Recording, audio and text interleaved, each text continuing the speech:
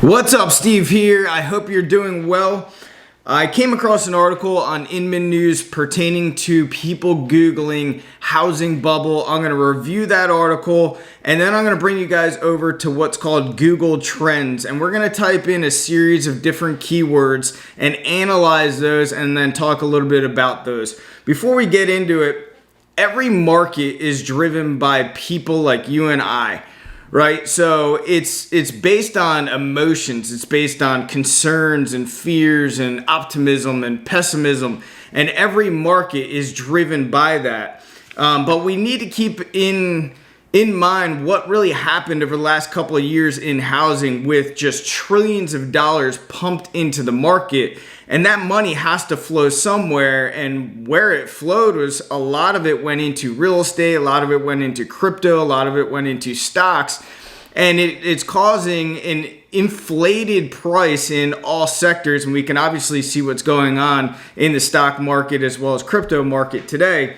So it's only natural for us to have some concerns, and this is why we're seeing a high level of people Googling housing bubble, and it's just been a huge spike and a huge spike in the month of April.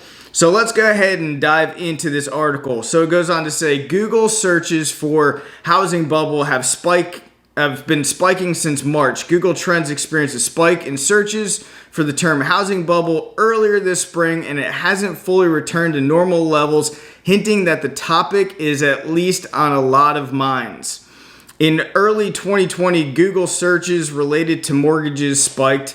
In 2021, Google searches for the term bidding wars spiked. So I assume a lot of people were maybe trying to figure out how to win bidding wars. Not too sure, but I think people needed to get an edge on, their offers when they were submitting their bids. But perhaps the most curious recent spike in Google searches was for a much more ominous, I can't talk today, term housing bubble. Google Trends, which lets users of the platform identify popular search terms. Google Trends shows that searches for the term housing bubble have remained relatively constant for the last 5 years and even dipped earlier during the pandemic. However, this spring, searches for the term have soared. Now, if we jump over to Google Trends here, I want to talk about a couple things before we dive into it. And yes, you have full access to this if you guys want to play around with it as well. I highly encourage you to do that because you can see what's going on with different trends in the current market. But let's go ahead and let's slide down before we type in our term right here. Let's slide down and see what trending topics people are talking about right now. So we can see right here, recently trending, and I'm going to get to a point on this, I promise. So we got Aquaman, we got Celtics, we got Miami Heat, we got Thor, we got Dwayne Haskins. We can click on more trending topics here. We got all of these, basically, you got some political stuff, but most of it is just kind of, in my opinion, a lot of it is, entertainment. Maybe some of it's just complete nonsense.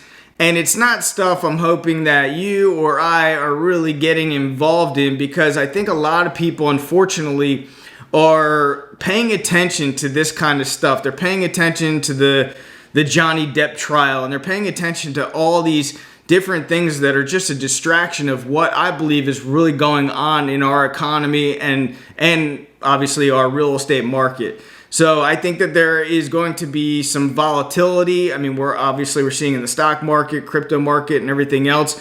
And I think that there's going to be a lot of pain in the future. So I think a lot of people, share this video along to other people who are just paying attention to the Johnny Depp trial or Gunna, rapper's Young Thug. I mean, people need to really have outside influence and outside of their little bubble of what's going on for people to really start to recognize what's going on and for people to rebound quickly and to maybe even thrive in this next economic turmoil that I believe we're headed into. All right, enough of that.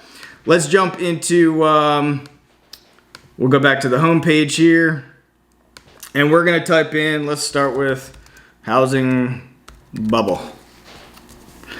And now you can come up here, you can actually change the country if you guys want. You can change how the duration, we're just going to keep it at the past 12 months. You can even change the category on it. But as you can see, during the pandemic, it's been pretty flatline. Nobody's really talking about it. And then all of a sudden, bang, we get in March and April of 2022, we can see a huge spike. It went to the top of the actual scale here of 100. And it has dropped down over the last several weeks as well. But, you know, it is a concern. It is on people's mind. Let's jump into another key term. Let's go ahead and type recession. And as you guys can see, during the pandemic, when Powell decides and our government and the Fed decide to print so much money and just stimulate the heck out of our economy, everybody's feeling good about it. Everybody has cash in their pockets. They're going out and they're going on vacation. They're dining out. They're enjoying life like nothing happened. But it has an adverse consequence, which ultimately a lot of people are feeling right now with fuel prices, inflation, the cost of things, which we're going to talk about a little bit as well. But we can see right here, recession. It was right around March in 2022. We can see a huge uptick even until literally March 15th to the 21st. I'm filming this as of March 24th. So recession is just skyrocketed. So that's a big concern for a lot of people. Let's talk about inflation. Inflation, you can see kind of a trending up. It does have a lot of peaks and valleys, but the baseline, you can see these are baselines, the gray lines here, and you can see the baseline is just keeps increasing over time. So I anticipate we're going to keep seeing that go up as well, because a lot of people are sick and tired of paying higher prices than they should be. It's squeezing a lot of people, and people are upset about it, rightfully so. All right, let's get into the next one. Let's talk about mortgage rates. Obviously, there's been a big home buyer demand, and a lot of people are concerned about mortgage rates because, you know, before you can get 3%, now you're talking almost 5.5%. That's significant in their mortgage interest payments that they're paying. You know, you're talking $300, $400, $500 more a month on the average price house. So that is a big concern. I think people are really keeping an eye on that. If the Fed rate and also mortgage interest rates, and to see if they're going to keep increasing to see if people can even afford it. Let's jump into the next one. Let's just do housing market. Housing market, kind of an uptick over here as well. Looked like we had a big spike in, what was that, July of 2021. Let's do stock market crash. Yeah, we can see beginning of January, it's kind of when some of the turmoil is starting to happen in the stock market, and now we can really start to see a spike there as well. I got a couple more. Let's do, I know a big concern for a lot of people because there's trillions of it. Let's do student debt.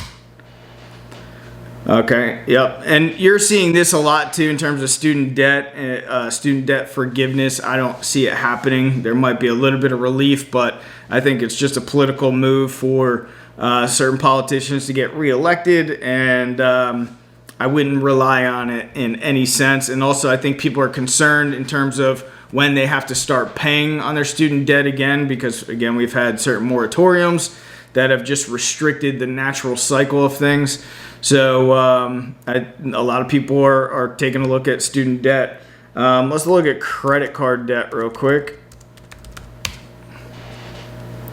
Credit card debt looks to be of a big concern for a while. Credit card debt is increasing. I think a lot of people are putting a lot more money on credit cards right now because they're going to the grocery store, instead of spending, $120 for their family, now they're spending $180, $200. I think on average right now it's costing the average American $330 more per month to live because of inflation. And people are financing the necessities right now, so it's unfortunate for many. And then lastly, let's put in gas prices, see if there's any crazy uptick on that. I don't know what happened between March 6th and 12th, but something really caused it to spike, and then we went down, and it looks like it's going to keep increasing as well. And obviously gas prices are really hurting a lot of families because obviously people need to drive. They need to drive to their children's schools. They need to drive to work. They need to drive to get necessities. And it's hurting everything across the board. I mean, it takes fuel to get the food to the stores, and your food prices are going up, obviously. So in the article that we just read before, it stated, and I really want to clarify the words on this: Google Trends offers a useful window into real estate consumers' interests, concerns, and fears. And like I said, it's the concerns and interests and fears that really drive markets. And you know, we had a lot of fear of missing out. We had a lot of fear of missing out in the crypto markets as well. I saw, you know, people that I know that were adamant about me getting into the crypto market, and it's, you know, it's not necessarily my thing. You know, I like to invest in things that I know, and I think that crypto will become something in the future. And I think a lot of people did make money if they got out in time, but I think that a lot of people really lost a ton of wealth recently with the crypto markets. And unfortunately, the problem is with most people is when they start to see their wealth decline. So let's say you had a crypto account and you had 20 grand in there, and now it's 10 grand. That's when people sell. So they sell when it basically goes down, and then they buy when things are high. And you can kind of relate that with what's going on in real estate right now. You have a lot of people in the market buying really high, and people are selling their stocks and everything else because it's crashing down.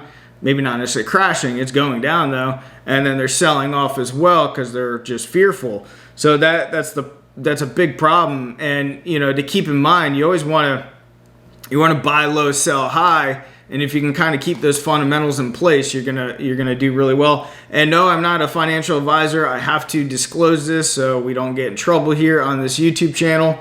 And before I get into my last thoughts too, if you guys know anybody that could utilize this video, please consider sharing as well. It really helps me out if you guys could do that. Now, this last thing, I just want to get into this because I think that there's going to be a lot of devastation, but I think that there's going to be a lot of opportunity. And I think right now, more than ever, people need to be very cautious. And what I would do, what I have done years ago and still maintain this, is, you know, things that you could do. Again, I'm not a financial advisor.